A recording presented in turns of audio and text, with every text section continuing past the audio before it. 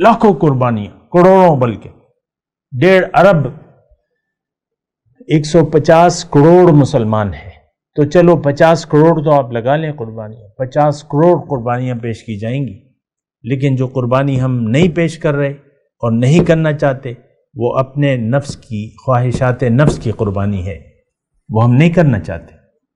مہنگے سے مہنگا جانور لیں گے اور خوب اللہ تللے کریں گے، لیکن نفس کی قربانی، خواہشات نفس کی قربانی، یہ ہم نہیں کرنا چاہتے۔ تو یہ اس طریقے سے دیکھیں، یہ حق و باطل کی کشمکش آج بھی ہے۔ تو آپ کو اپنے یعنی آپ کو ہوشیار رہنا ہوگا، آپ کو دیکھنا ہوگا، سوچنا ہوگا کہ یہ جو مجھے مشورے دیے جا رہے ہیں کہ یا حق پہ مشتمل ہے، اس کے لیے پھر آپ کو سوچنا بھی ہوگا، عقل استعمال کرنی ہوگی، اور پھر کیا ہوگا کہ اگر آپ عقل استعمال کریں گے تو پھر کام ٹھیک ہوگا۔ ایک تو آپ نے لالچ میں نہیں آنا کہ بھئی یہ ہو جائے گا، وہ ہو جائے گا۔ اصل میں تو ہم لالچی بن گئے اور دنیا کے لالچی ہیں، دنیا کے لالچ میں مبتلا ہیں۔ یہ بھی بڑی ایک خطرناک بات ہے۔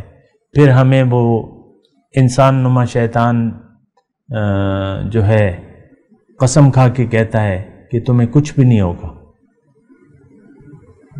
اور بس جس طرح مرضی آئے زندگی گزار، توبہ کر لو۔